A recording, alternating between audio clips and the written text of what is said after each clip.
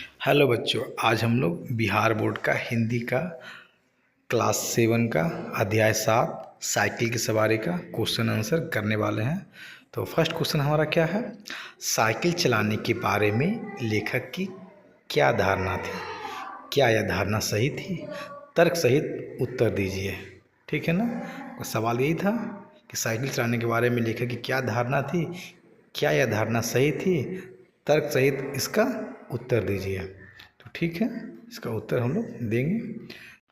तो इसका उत्तर हो जाएगा बच्चों, साइकिल चलाने के बारे में लेखक की यही धारणा था कि मैं सब कुछ कर सकता हूँ लेकिन साइकिल चलाना नहीं सीख सकता हूँ, क्योंकि लेखक को साइकिल सीखने में गिरने का डर था।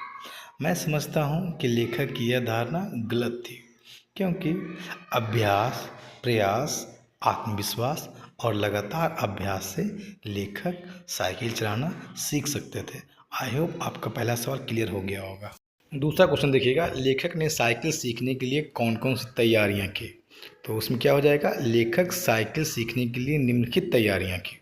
पहला क्या है बच्चों, फटे पुराने कपड़े की तलाश किए फिर उनकी मरम्मत करवाए। दूसरा में क्या हो जाएगा, बाजार से जंबक के 2 डिब्बे मैंने खरीद कर लाएं ताकि चोट लगने पर उसका उसी समय इलाज किया जा सके। तीसरा क्या हो जाएगा, साइकिल सिखाने के लिए उस्ताद ठीक किया। अब साइकिल सिखाएगा कौन? चौथा क्या हो जाएगा, नौकर को भेजकर मिस्त्री से साइकिल मंगवाए। और पांचवा क्या हो जाएगा, लेखक खुली मैदान खोजे। आई होप आपको दूसरा सवाल समझ में आ गया होगा।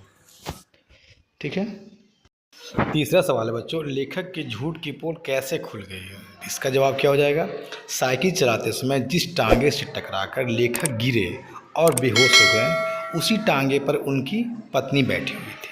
हालांकि लेखक इस बात से अनजान थे। लेखक से जब घर में उनकी पत्नी पूछी तब क्या करते हैं, लेखक ने सारा इल्ज़ाम तिवारी जी पर लगा दी। इसी प्रकार उनकी झूठ क्या होती है, पकड़ी जाती है, झूठ की पोल खुल जाती है। आई होप आपको ये सारे सवाल समझ में आ गए होंगे। अब आते हैं नंबर 4 में, किसने किससे कहा? कितने दिन में सिखा देगा? ये बात कौन कहा था? लेखक ने तिवारी जी से कहा। ठीक है, अब देखते हैं नंबर 6, नहीं सिखाया तो फीस लौटा देंगे। ये बात कौन कहे थे? ये बात भी लेखक ने तिवारी जी से कहा था। ठीक है, ग में देखिएगा, मुझे तो आशा नहीं कि आपसे यह बेल मत्थे चढ़ सके। ये बात कौन कहे थे? तो ये बात लेखक की पत्नी लेखक से कहे थे। ठीक है, घ देखिएगा, हम शहर के पास नहीं सीखेंगे, लॉरेंस बाग में जो मैदान है वहाँ सीखेंगे। ये बात लेखक कहे थे और उस्ताद से कहा था। ठीक है, अब देखते हैं पाठ से आगे। पहला क्या है, बिल्ली के रास्ता काटने एवं बच्चे के चीखने पर लेखक को गुस्सा आया। क्या लेखक का गुस्सा करना उचित था? अपना विचार लिखिए। ठीक है, आमतौर पर यह धारणा बनी हुई है कि बिल्ली के रास्ता काटने से आप कहीं जा रहे हो तो आपका काम खराब हो जाएगा, और अगर कोई बात कर रहे हो और अगर कोई छींक दे तो ऐसा लगता है कि कोई अपशगुन हो गया। लेकिन ऐसा नहीं है, यह बिल्कुल ही निराधार धारणा है। बिल्ली अपने रास्ते जा रही होगी शायद, और बच्चे का छींकना एक सामान्य सी बात है। शायद जब आप बात कर रहे हो उस समय बच्चे को छींक आ गया हो।